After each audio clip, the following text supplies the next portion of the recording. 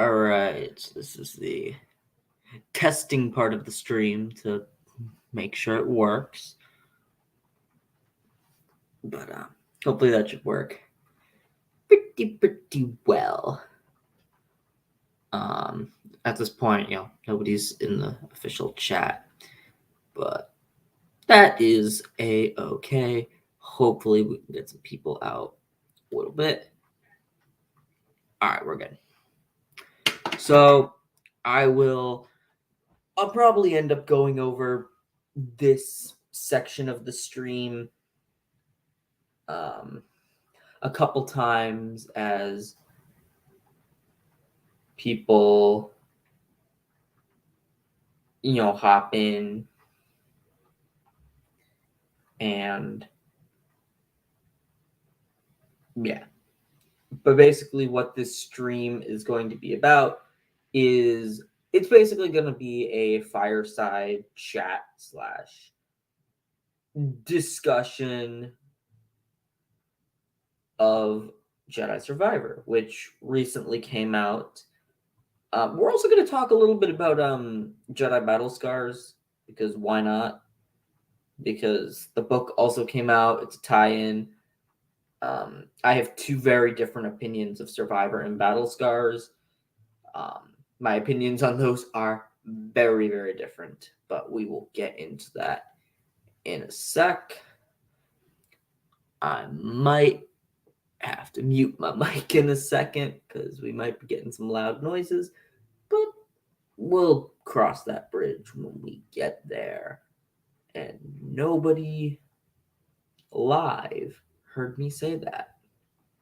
So I don't really know if I'm going to throw up images or video or stuff like that for Survivor. It's not really I kept trying to do a scripted review of Survivor to kind of give my official thoughts, but all my different script attempts did not go as well as I necessarily had intended. So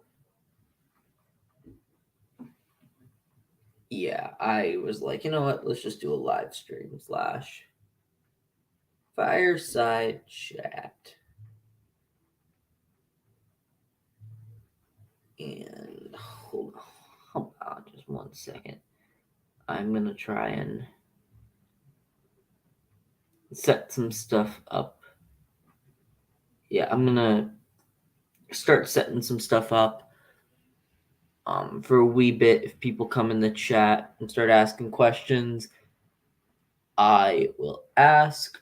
Since at this point we don't have anyone in the chat, I'm going to mute for a bit and I'm going to try and set up what we got.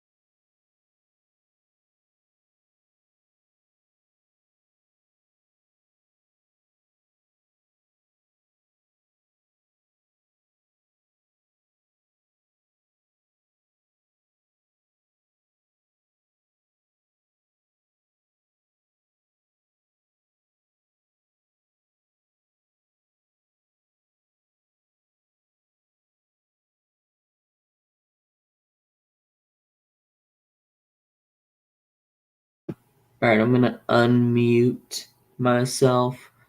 I see a couple people in the chat, so I'm gonna unmute. But essentially, what we're doing, or what I was doing, is I'm setting up the what you call it, presentation for the review, which is the comments, or not the comments. The title should tell you what we're talking about. Since Survivor came out, we're gonna mainly talk story wise. I don't have anything crazy to say gameplay wise. That's not really what I'm here to talk about, because that's not really what I'm qualified to talk about. Storytelling is more so my speciality.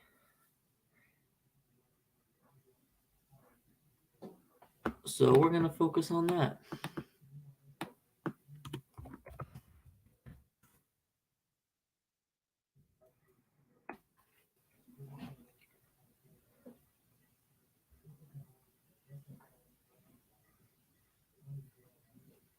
So yeah, that's about it.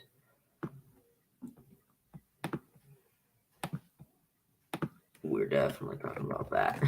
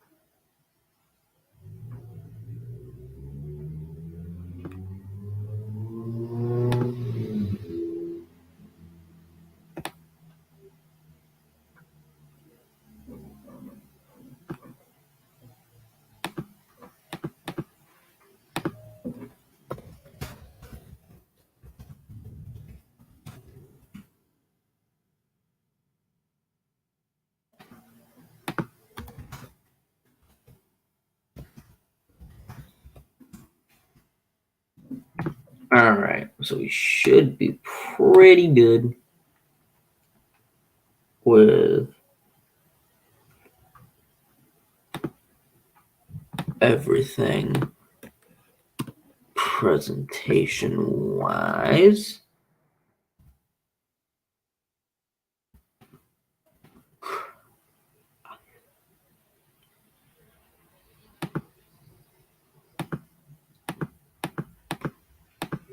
This is going to be quite the presentation, actually.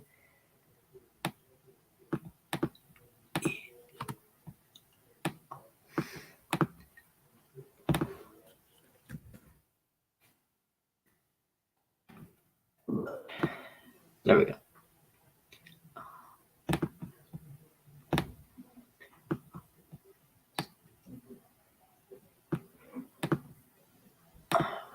Okay. Hold on there. Hold on. I'll be getting to everybody.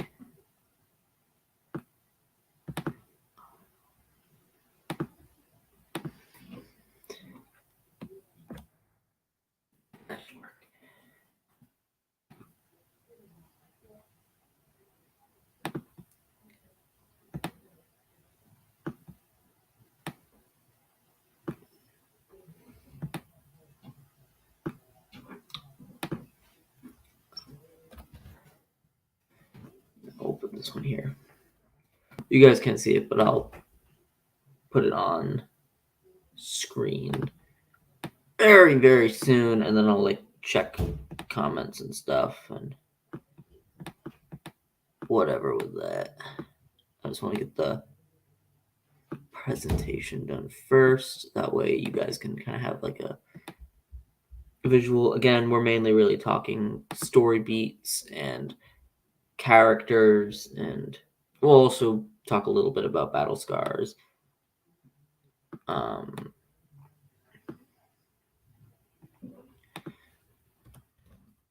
Although, as you will come to find out, I have some very, very strong feelings towards battle scars and Survivor, but my opinions on them are very, very different. One is extremely positive, one is extremely negative, but you will find that out pretty quickly as we go through this review. Which one I am far more. I feel like I don't know. I probably should have done this before the stream started, and I did not. There was just no one in. No, there's like one person, but still, I was trying to get it done before, but clearly I am wrong in trying to do that.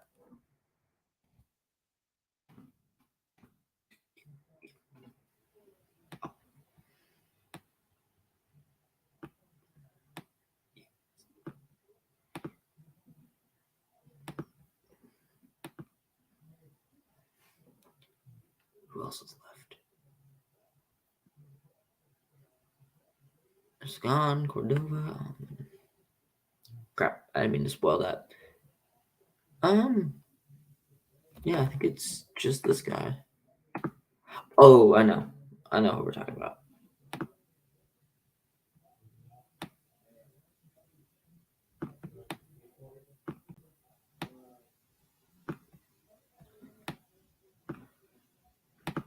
All right, I know what we're doing.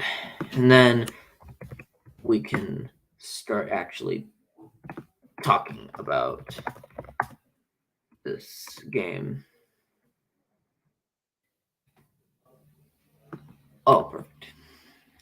All right, so we have two more thingamabobs that I would really like to put in here for characters. And then we can actually get on to the review.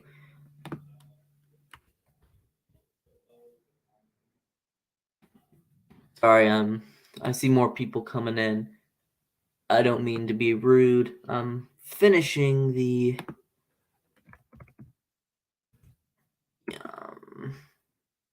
presentation.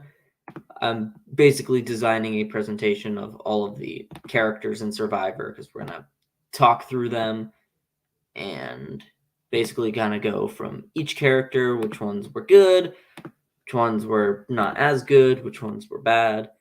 There weren't too many bad ones, though. I will say that, which was very happy to see. And then I'm gonna leave the big spoilery characters for the end. We're not gonna talk about them for a little bit, but we should be pretty much done. So I can get back to the main. Hold on. One more. And then we can actually start talking about this game. Because I'm really excited to talk about this game. So I'll start with a spoiler free, then we'll go into spoilers, and then we'll kind of go through a presentation. Oh my god, that dog does not shut up. It is painful. Okay. So we got 3 in the chat. Oh, all right. I'm seeing all your comments. Boss God, I'm gonna be very humble. I'm gonna be very, very humble here. I totally dropped the ball on that.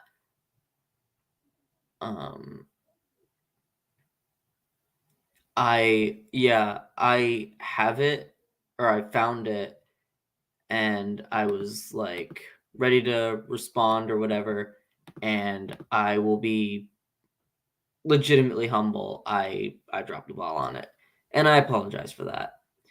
I quickly got very caught up with life, and yeah, like not long after I finished the stream. So I do humbly apologize with that. It was not a malicious or mean intention. So yeah, that's really it. I don't really have like an excuse or like anything crazy. I'm just forgetful. But yeah, with that out of the way, I guess we can start to talk about Jedi Survivor. And so I guess the first thing we can do is to everyone in the chat, to the very few people in the chat, what were your feelings about Jedi Survivor? What were your feelings? Was it a good game? And I'm mainly talking story wise. Mainly story wise. But also if you want to throw in gameplay. So we're not really throwing in the game crashing, which I had some major problems with during my playthrough of Survivor, to the point where I didn't actually finish it because the game just kept crashing. I watched a couple streamers, and then I watched all of the boss fights and cutscenes after the fact. So that wasn't great. But yeah, throw it in the comments. Like, what was your guys' feelings on Jedi Survivor? Did you like the game? Did you not like the game? But yeah, it's a solid, definite improvement over Fallen Order in pretty much every aspect. Yeah, I would. That's basically my opinion.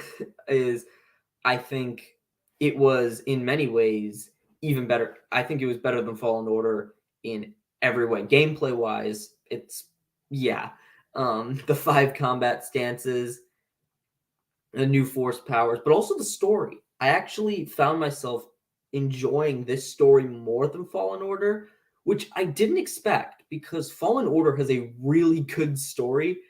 And me saying Survivor is better is not a slight against Fallen Order in the slightest, because that game is phenomenal. But I actually found myself a little bit more intrigued with the Survivor story. Because like I don't know, like Fallen Order, I don't want to say the story was predictable, because it wasn't. It had legitimate surprises. It left me on the edge of my seat by the end. But like the trajectory of how the story was gonna go, like Cal was gonna defeat the second sister. He was gonna get the holocron. I thought he'd destroy it, and then he did, which makes sense, and they justified why he would do that. But that all played out. I didn't expect to see Order 66. I didn't expect to see Darth Vader, Taron Malicos, and everything on Dathomir. I never expected to go to Dathomir. And then Ilum and the actual journey I did not predict. And I had so much fun with that. But with this game, I wasn't really sure where we were going to go. They went in a direction and they went for it. And I think, especially with the characters, they really developed a lot of the main core cast in ways that I would not have necessarily predicted.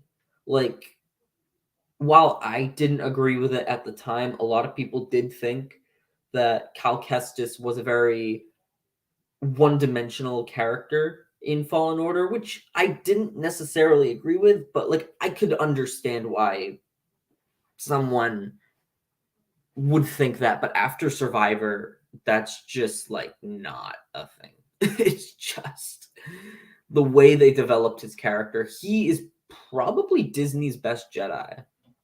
I don't know if that's like a hot take or something. I know Ahsoka's pretty popular, but I think Cal, at least in the Disney era of Star Wars, not counting anything Legends and not counting, the original 6 films, of all the Jedi that have been introduced by Disney and Lucasfilm, I think Cal Kestis, I could make the argument after Survivor that Cal is one of the best written Jedi. Yeah, Cal is definitely one of the best Jedi for sure.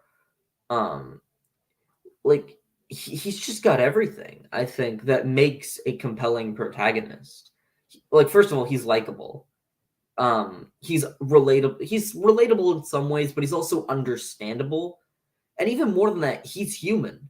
Like, he messes up. He has like shortcomings. He has problems, and they're addressed. They're very much addressed, and seeing like he grows and he changes in certain aspects, but he remains the same in others.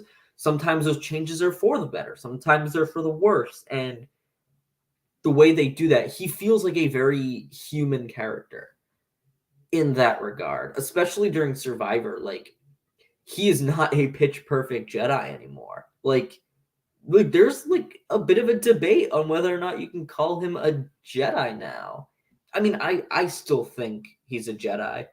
Like, you have one, brush with the dark side, a couple brushes with the dark side.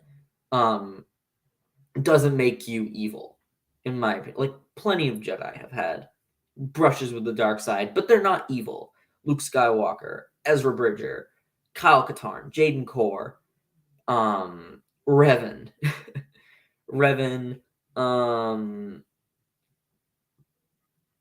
and like plenty more. I'm trying to think. There's like way more, but like those are the ones off the top of my head that I can think of, or like all. So I don't think Cal is necessarily evil, but he does have some moments in this game that I was like, ooh, this is not Kip. Yes, Kip Duron.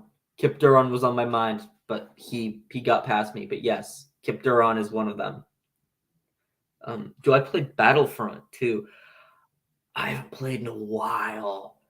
I did continue to play for a while after the servers went down. Me and my friends would still like go in and play heroes versus villains for fun.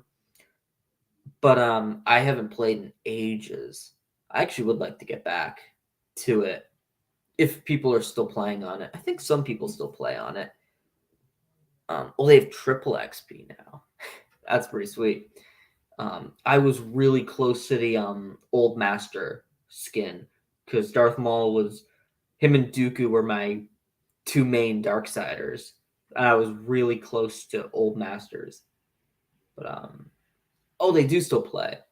Okay, that's sweet. I'll get on that eventually. But yeah. So yeah, my spoiler-free review of Jedi Survivor. Survivor was my most Survivor was my most hyped up Star Wars project in years. like since the initial pre-release hype of The Last Jedi level of hype for me. Obviously, whether you love or hate The Last Jedi, that certainly the hype surrounding the build up to the movie, this was for me, this was my most anticipated Star Wars story. And while it's definitely not perfect, there are certain elements that didn't necessarily work for me. I had far more of a better time. There was so much more that I liked than I didn't like. There was so much more that I loved than what I hated. Like, to be honest, my negatives aren't even like hate. Like, there's like little constructive critiques. And to be honest, most of my critiques with the story is nothing to do with something being bad as something not being as good as it could have been. And that's primarily with the villains. But we're going to talk about the villains when we get to the presentation of all the characters that I spent a short amount of time on. But yeah. So overall, I do think it was better than Fallen Order, both in gameplay and story. Although story-wise, I think it is very, very, very close to Fallen Order. I think both stories are fantastic. Survivors connected with me a little more. Then mainly because of like Cal Kestis's character development and actually the character development of the entire Mantis crew, its connections to other sides of Star Wars lore, as well as kind of introducing some new stuff. But yeah, why are Star Wars fans so intelligent? Some of them are. There are some who aren't, but yeah, I think a lot of Star Wars fans, the reason that they come off as intelligent is they have so much understanding of the lore and the understanding, which gives a natural affinity. Your intellect, my intellect. I have a very low IQ. I'm not even gonna be prideful. I have a very low IQ. I took an IQ test with my friends a while back, and my IQ was the lowest out of all of them. I think my best friend was like, I think he was like an 80 something. He had a pretty high score, but he's a smart fella. He's a very, very smart fella. And I definitely did not convince him to share homework notes in middle school. You didn't hear it from me. I didn't do it. But those are my teases.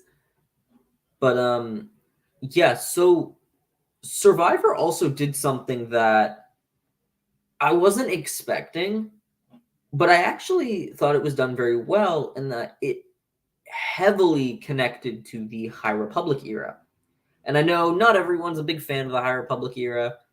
I've enjoyed it. I'm not gonna lie. The phase 2, like it's split up into different phases, but this phase 2 era, which is supposed to be the prequel or origin of the High Republic, has I've struggled with it a lot more than phase 1. Like phase 1 hit it off and it was pretty solid. Not perfect, but solid. For me, I struggled with phase 2 a lot. Like it took me an egregiously long time to finish the main adult novel. Because in the High Republic, the adult novels are usually the most crucial, like all the major story beats happen in the biggest books. And for the first one in phase 2, I took an egregiously long time because it was so boring. Like it was not boring, but it was boring. But ooh, what's the favorite stance in the game? Ooh, I went dual blades and I also went lightsaber with the blaster. Those were my two stances. Although I also used the single blade, not gonna lie. I used the single blade in a lot of scenarios, But I think of the unique stances, I'm between dual blades and the blaster. And between those two, I'd have to go with the dual wielding. I think the blaster one was fun in certain situations, but in other situations, I had like trouble with it. And I'm also not like a really skilled gamer, so that's, um, you know. So for me, I'm gonna say the dual blades because I thought that was really cool. Um, oh, you're not getting Survivor till it's $10. I would recommend waiting to get Survivor until it can work on PC. It should be able to work on PC. Um, oh, well, one thing about Survivor is there's a couple. It's less puzzles. Like there are puzzles in some of the levels, but it's way less than Fallen Order. At least that's what I got from it. But that was my take on Survivor. I got a Series S. Oh, that's sweet. I do not. I tried it on PC with an Xbox controller because I'm terrible at PC gaming, but I do not have an expensive console. So we're meeting in the middle there. But yeah, so the way it connected to the High Republic, or I'm not gonna keep tanging on the High Republic, but the way the game connected to the High Republic, I think it was done very well because it kind of introduced more casual fans to that era without overloading it. Like they could have went all out with like lore dumps and stuff, and they didn't. They didn't need to, and they didn't. All you needed to know was the Jedi were really powerful back then. The Republic was on a golden age. They were exploring the Outer Rim. They were developing hyperspace lanes and traveling. They were like using Republic Pathfinder teams to like search out new and lost planets to bring into the Republic. You see that with the discovery of Tanalorr. That's what they were doing. And then the main villains are the Nile, and they have an ability through hyperspace to travel in between lanes because they have a force sensitive navigator who can navigate through hyperspace. That is how the Nile showed up on Tanalorr, by the way. Even though Dagon had to go through the abyss, that's how the Nile were able to go through the abyss, because of Mari Santeca, or the force sensitive navigators that they have. They can travel like in and out of hyperspace lanes. But yeah, like they mentioned the Nile in the databanks, but they didn't go on a whole rant about it. They actually name dropped the Great Frontier, which is what the Outer Rim was called back then. But they also name dropped Light of the Jedi between Dagon and Centauri, and I called it out in the middle of the game, and I was so happy for it because that is a really, really strong Star Wars book. I can't recommend it enough. But it was really cool. But like they didn't overblow it. Like you had Dagon, you had Centauri, Tanalorr. Also the fact that Oppo Rancisis was around during the High Republic, which I mean I don't know Oppo's exact age, but yeah, apparently he was a Jedi Master. Well, he was a Jedi Master during the High Republic. I know this, but yeah. Yeah. Survivor was a really strong introduction to the High Republic, especially because especially with our, I don't want to sound like an old man, but with these modern day generations with, where most fans of different franchises are going to be far more focused on movies and shows and games rather than, books and comics. I think having the High Republic be in Survivor helps a lot because most people didn't necessarily want to get into it because, it was just books and comics, which I can understand and I can respect. But I am really glad because, like, if you think about the other like big publishing initiatives, the one I can think of most is Shadows of the Empire. That was on all fronts. That wasn't just books. That was books. That was comics. That was video games, audio dramas, that was a bunch of stuff. And like everybody, a lot of people are big fans of Shadows of the Empire, like Dash Rendar and the characters in that series.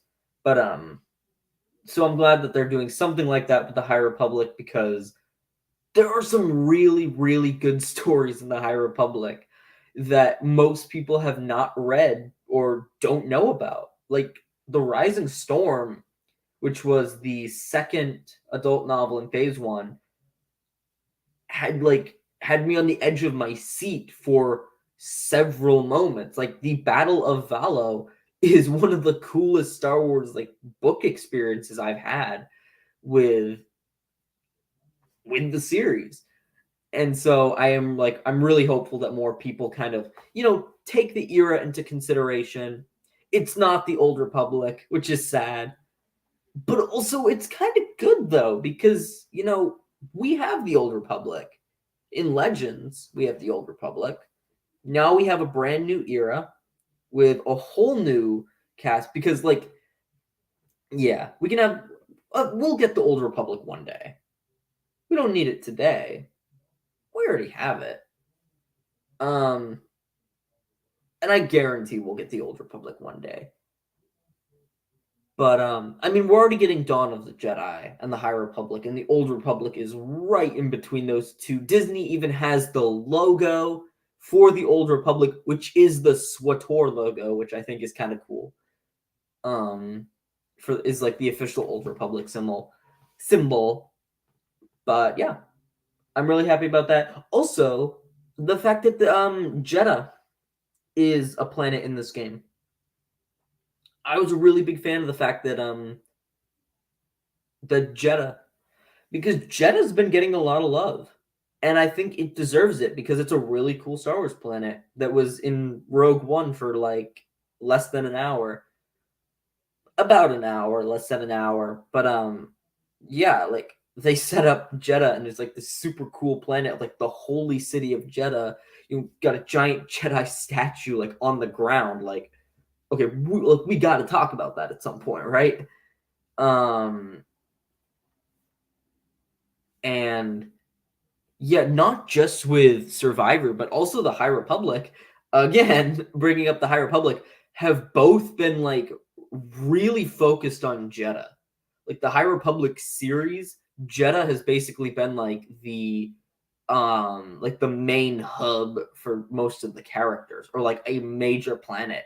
And now in Survivor, having it be a major part of the story, like I'm glad that they aren't just introducing new planet after new planet after new planet, because like there are so many planets we already have. Like we gotta like flesh these planets out. Like you realize how big planets are, right? Like we visit like a really small like town on a random world, and then we just go to another one. Like planets are huge. They've got multiple like continents and stuff. I don't know how it works in Star Wars, but like I'm sure there's like other islands and continents and whatever. So I'm glad to see another older planet. Jeddah is still pretty new, but I really appreciated seeing it get some love. Also, Yaddle. Yaddle got a name drop in this game. And she is officially confirmed to be Jaro Tapal's master, which I actually like. I really like that. Yeah, Cal ends up talking to one of the characters, and about Yaddle, or talks about Yaddle, and Cal ends up mentioning that Yaddle was Jaro Tapal's master, which I thought was a really cool little Easter egg, because like first of all, like now we know Cal Kestis's master and apprentice lineage, and I don't know, I think it works. Also, I think, let's be honest, it would be really funny to get some artwork of little tiny Yaddle with Thanos frog, like giant Thanos frog, Jaro Tapal with like little Yaddle. Like that's just funny to me. That's just funny. Um Yeah. Yaddle has been receiving a lot of attention nowadays. Like, she was in Tales of the Jedi. She's been a prominent character in the High Republic recently. She got a name drop in Survivor and in Fallen Order. Um, she's now Jaro Tapal's master. Like, Yaddle and Jedha, something about the planet Jedha and Master Yaddle that like Disney canon have just been like so like they've just been giving everything to them, which is cool because Yaddle wasn't really a character who was she didn't have much story. Legends gave her the story where she was like on the planet for like 100 years, or she was like captured for 100 years, and then she broke free and the planet was suffering, and then she ended up helping the people who tortured her and bullied her for almost 100 years. That Legends comic is phenomenal.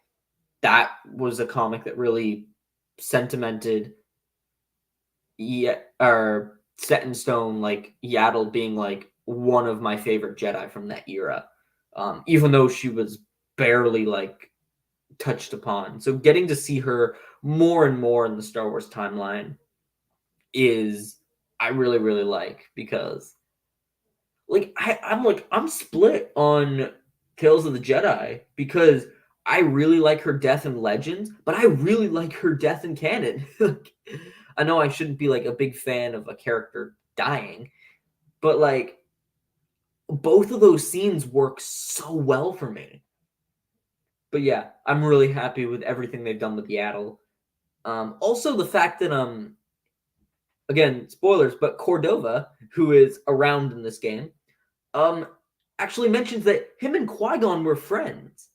That's another dialogue option you can have with Eno Cordova, where he straight up says that him and Qui-Gon were buddies, which again is a really small tidbit of lore, but it's just that's really cool. Like, I don't know.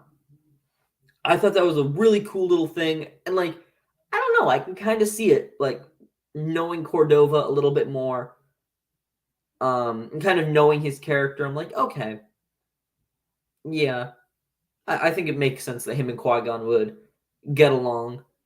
Yeah, it was like little subtle things like that in the game, like even just little dialogue options with so much lore and so much like not even like overdoing it, but like little nods here and there. You're like, oh, like you can tell these people had a care for Star Wars or a respect for the lore that surrounds the game, because they never like retcon anything or deviate, but like there's clearly a respect for the universe surrounding it, which also really helps with, and it also really helps the crew of the Mantis feel more connected with the rest of the Star Wars universe. Like those little tiny drops that aren't like shoved in your face, that basically are like, oh yeah, we are in the Star Wars universe. Cal Kestis and the Mantis crew, they are characters in the Star Wars universe. I don't know. I really enjoyed it.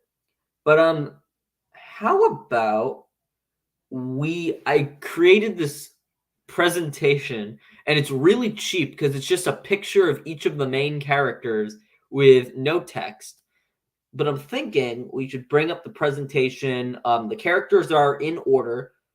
We start with the Mantis crew, then the villains, then the side characters, and then the two cameo characters who I'm not going to talk about yet for people who have not played or do not know the story yet. So if you just want like my opinions on, the new characters, I mean, most people who are coming to this review probably know the two cameo characters who show up in Jedi Survivor. One of them in the mainline story, and the other is in the side quests.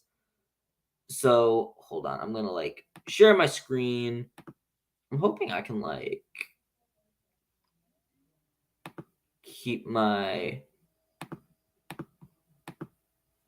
face. Oh yeah, you can see it. We got present, full screen, present. All right. So here he is. Here's my boy, Cal Kestis. Let's talk about my boy Kestis. Let's talk about my boy. So we're gonna go in order. We have Cal, and then we have I think Seer, and then Marin, and then Grease, and then we'll go from there. But yeah, Cal Kestis is a phenomenal protagonist in this game. He really, really is. The way they developed his character from, not one-dimensional, but someone who could be considered very morally pure, and developed him and pushed him into, someone who is way more complex and developed and emotional. Like the trauma of Order 66, even though he was able to get over the death of his master, that trauma is still something that is engraved into his very character, to his very core. And that's realistic. He was a child when his entire life was just destroyed. You can't really blame the kid for not turning out pitch perfect. And the first sign that he is not playing by the books and that there's a darker edge to him really comes at the beginning of the game, when you realize, or when he name drops, that he's been working with Saw Gerrera.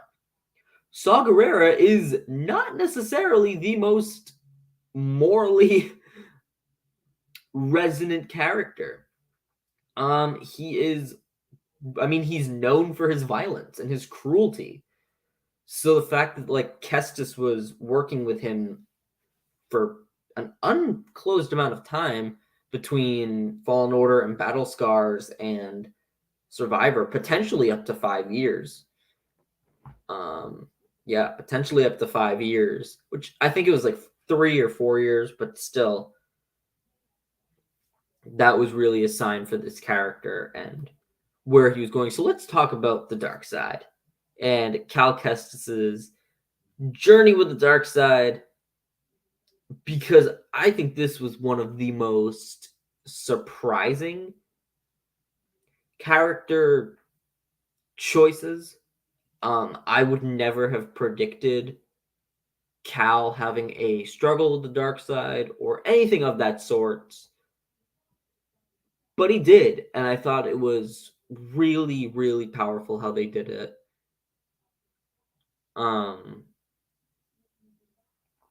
I think, again, it just comes back to that trauma and that betrayal. Of course, he spoiler alert, he loses Seer and Cordova and Bode, and it's almost reasonable for him to have finally snapped, considering how he almost snapped at Gabs's, I think it was Gabs, who died on Coruscant. Yeah, that was he's in a really interesting position as a character that we don't know where he's gonna go. We don't know if he's gonna turn fully to the dark side, or if he's just gonna struggle with that dark side for the rest of his life. But yeah, that's my opinion on Cal. Phenomenal character arc in this game.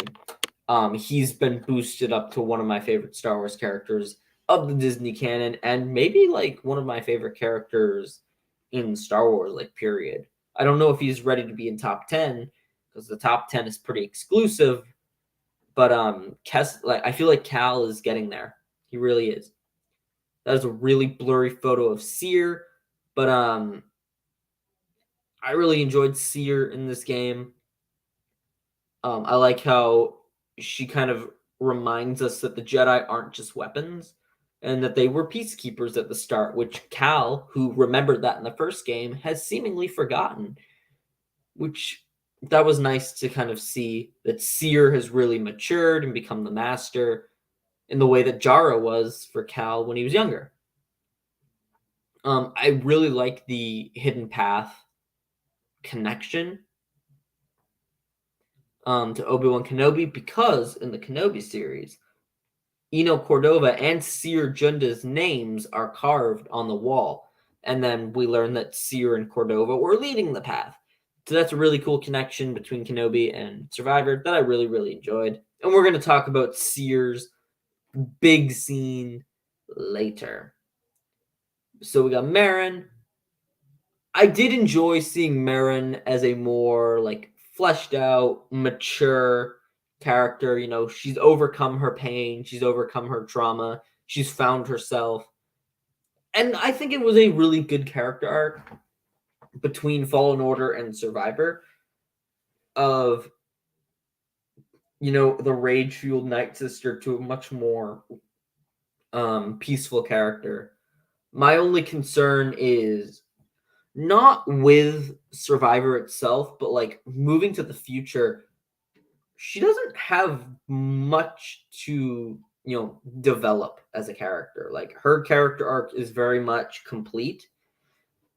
There's still a bunch of interesting stuff you can do with her, especially with Kata, who she and Cal technically adopted at the end of the game. So there is something you could do there. But I don't have much to say about Marin. I thought the one scene with her and Cal versus the Spider Droid was phenomenal. And yeah, I really liked how her character arc changed. That's another really blurry photo, and I apologize for that. But Grease, I don't have much to say about Grease.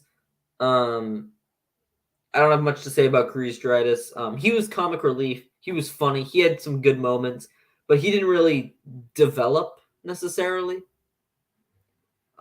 He had a surprisingly touching moment when Seer died. An emotional moment, but he's usually comic relief, which is okay. That was his point in the first game. I don't have anything against it. So let's go to Dagan Gera. Let's go to the man, the myth, the legend, the High Republic fallen Jedi, Dagan Gera.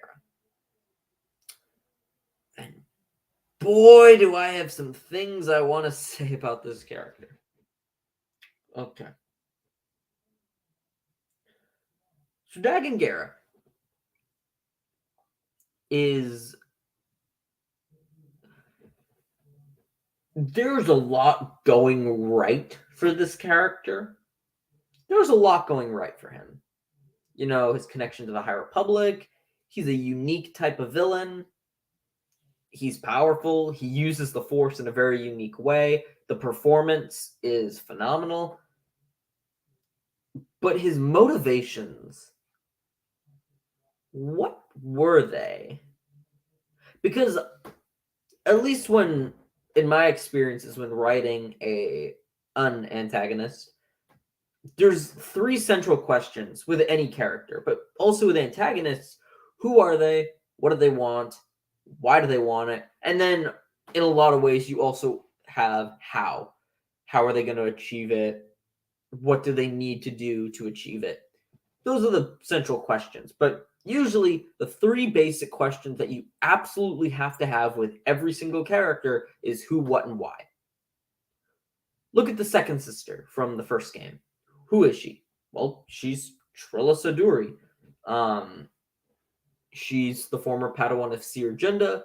She turned to the dark side after Order 66 after she was betrayed to the Empire inadvertently by Seer. What does she want? Well, she wants to get Cordova's holocron, as well as fight the Mantis crew. Why? She believes the holocron will get her favor with the Emperor, but also she wants a revenge shot at Seer. Fighting Cal and Seer and the Mantis crew is personal for her because of her history with Seer. Look at Dagan. Who is he? Well, he's a renowned Jedi Knight who discovered the planet of Tanalorr, and he ended up falling to the dark side after the Council abandoned Tanalorr following a Nihil attack. What does he want? He really wants to get back to Tanalorr. Why? I have no clue. I have no clue why he wants to get back there. Like, like the one fix, I think, if I could make any fix to Jedi Survivor, it would be that I would have Tanalorr be populated. Because in the game, Tanalorr basically has no sentient people. It has life, it has plants and animals, but it doesn't have people on it. So, like, I think the one fix I would have made with this game is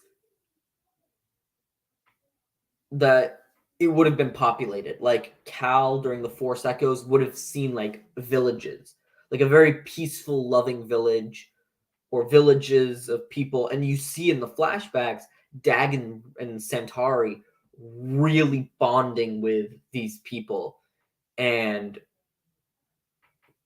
you know, really connecting. Then when the Nile attack and we learn that the council gave up on Tanalorr, now there's a reason like why Dagan is first of all betraying the council and going over to the dark side, but also like why he's so desperate to get back to Tanalorr, because as far as he's concerned, his people that he bonded with and cared with, and they might be in danger, they might have died, they might still be suffering. And now you kind of get like, oh, now Dagan goes over to the dark side because Centauri was able to let go, but Dagan was too emotionally attached to the people of Tanalorr, not the planet itself. And then that gives him a little more motivation, but that also creates an interesting dynamic against Cal Kestis. That, I mean, he's supposed to be a dark mirror for Cal, or a dark foil, but that would make him more of a dark foil. He's like, I'm just trying to protect the people that I care about, just as you are. Why are you trying to kill me? Or try and bring up the flaws of the Jedi Order. So I think there is a lot there, because ultimately the Jedi were totally justified in the actual game, because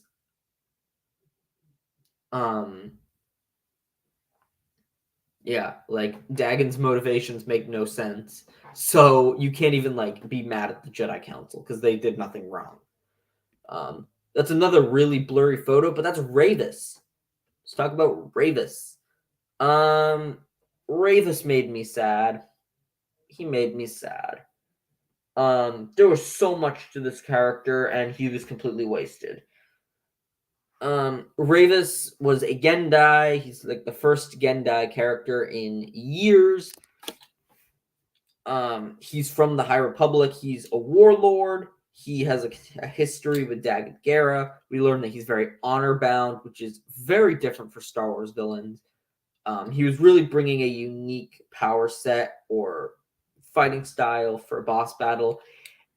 And then you only get one boss battle with him, and then he dies.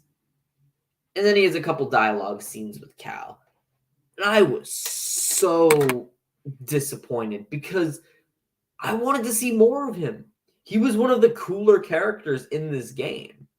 He was one of the better villains. Heck, I think he could have been the main villain. I think you could have taken Dagan and Bode out of this game, and I think Ravis would have been a worthy antagonist or a worthy successor to the second sister. But they just didn't use him.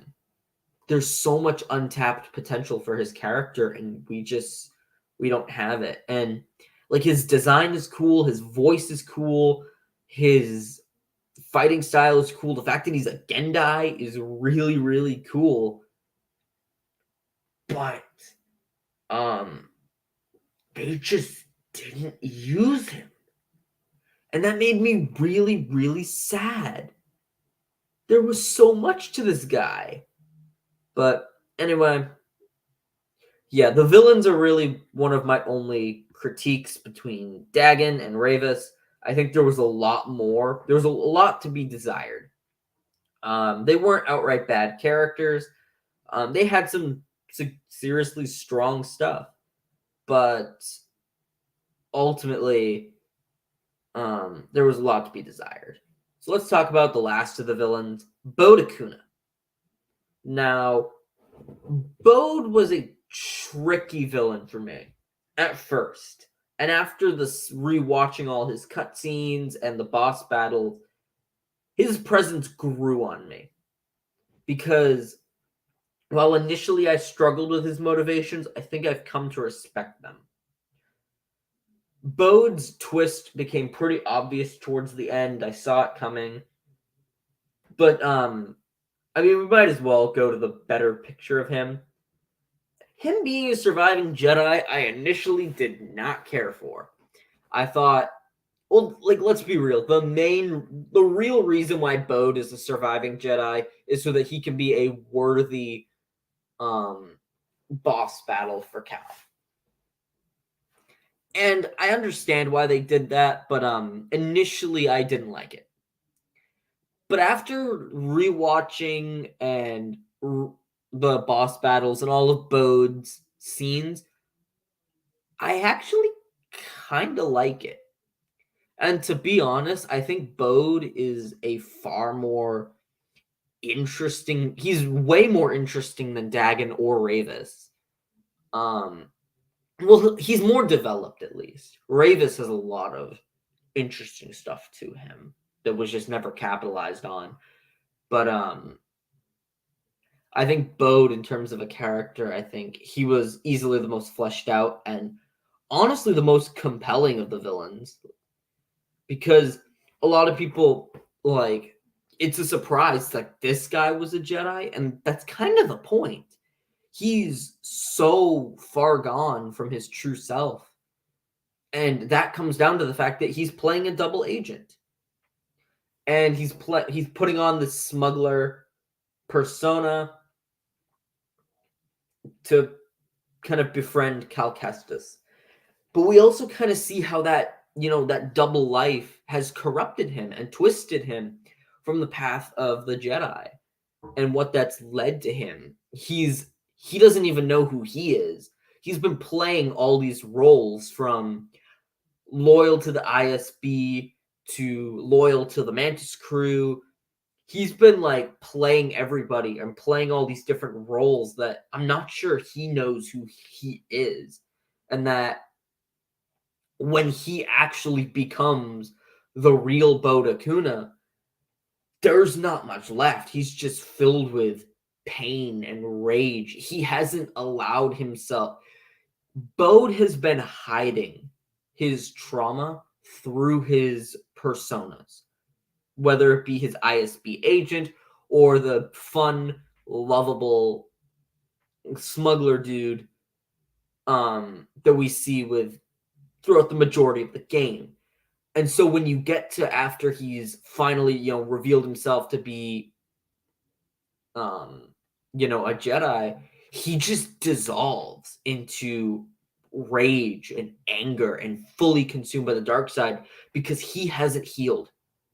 He's refused to let himself heal. And he's basically become obsessed on this singular narrow path of, protecting Kata at all costs. And he's lost himself in that journey, very similar to how Anakin lost himself as Darth Vader. People were like mad when Bode used the Force against his own child, but like Anakin did the same thing to Padme. That's the consequence of the dark side, and Bode kept playing with the dark side. He kept playing fast and loose with it, and eventually it just controlled him. And for that, he was easily the best of the three villains, like between Dagon, Ravis, and Bode. He was easily the best of the three. I would argue that he's arguably better than the second sister as a villain. I think the twist was a little intense, and it took me quite a while to get into the idea that he was a surviving Jedi who fell to the dark side. But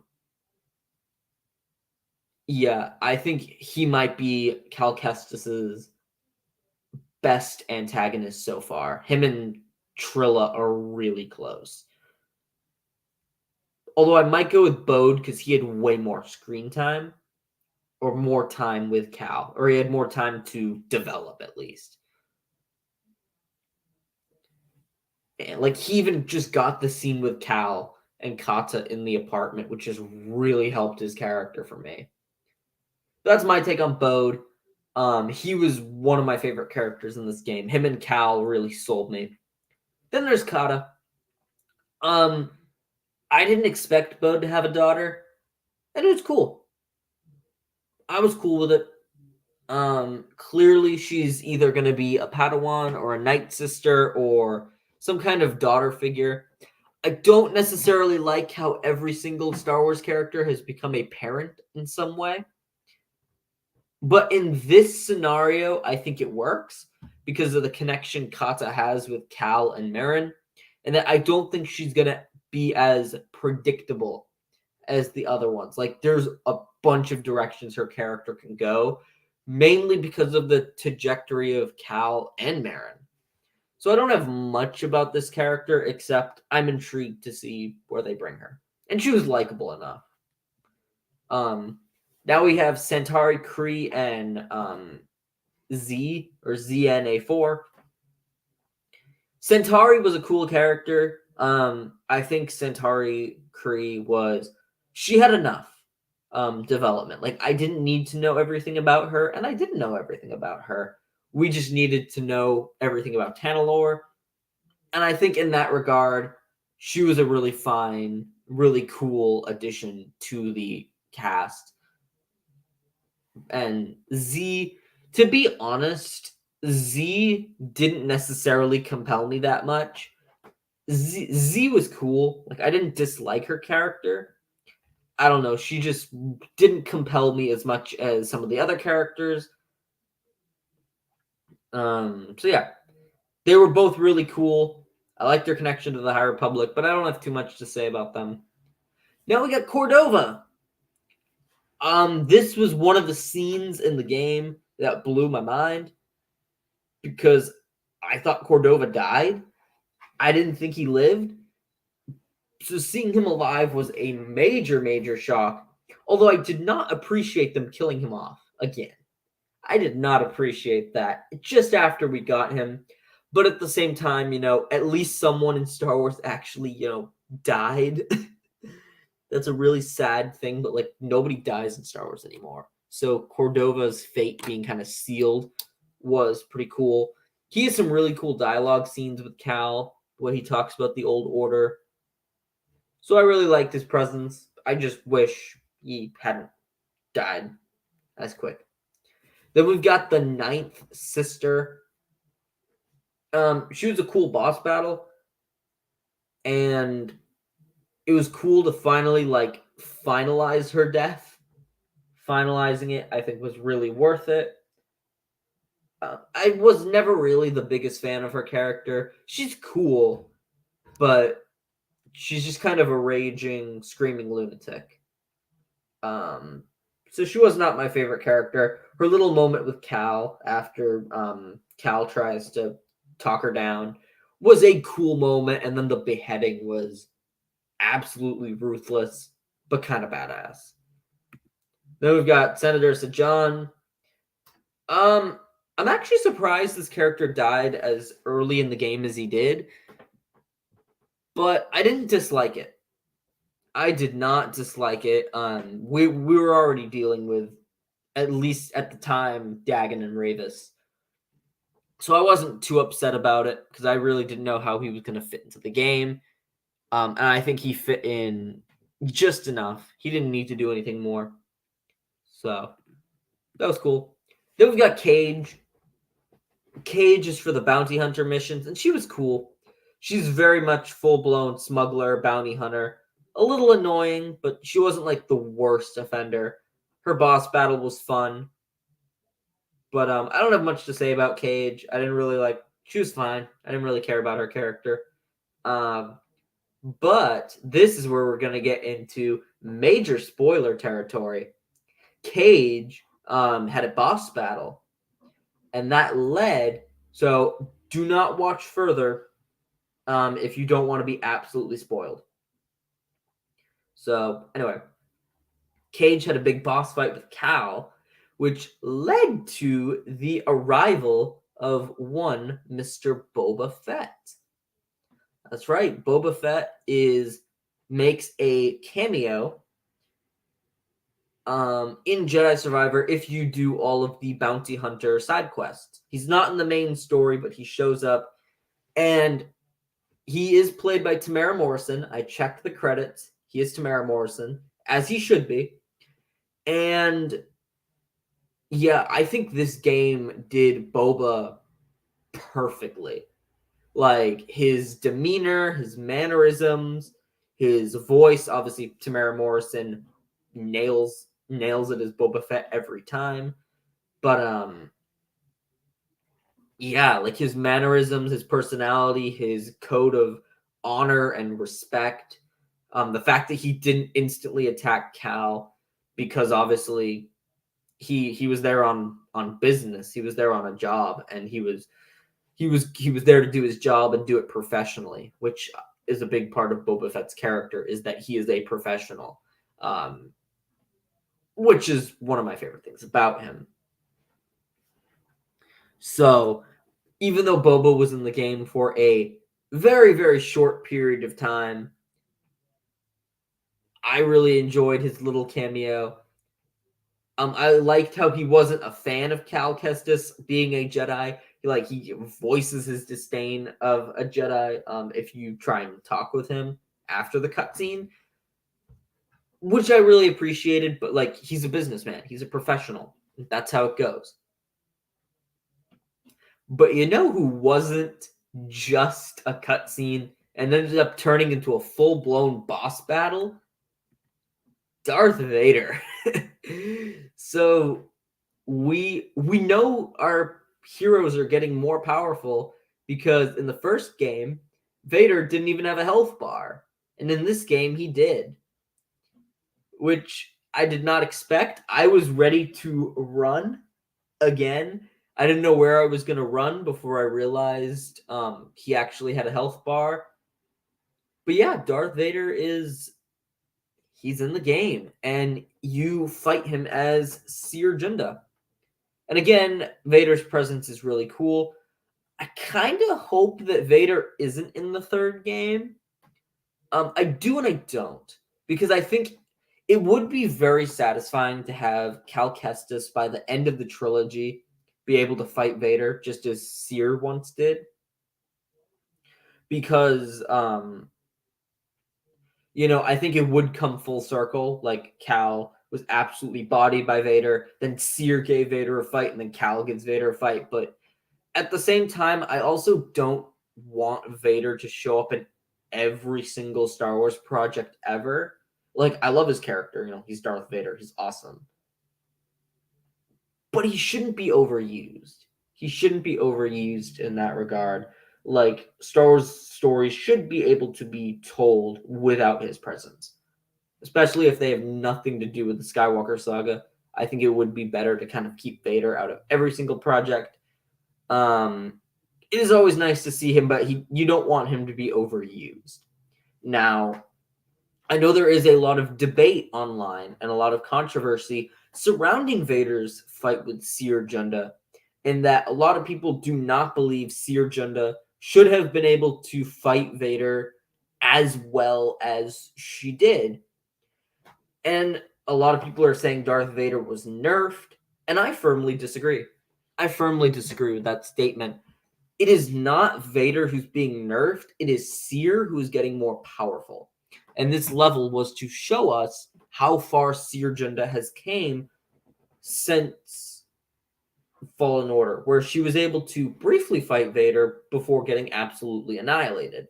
Like, she was already, by Fallen Order, powerful enough to at least make Vader try, which not a lot of Jedi can say.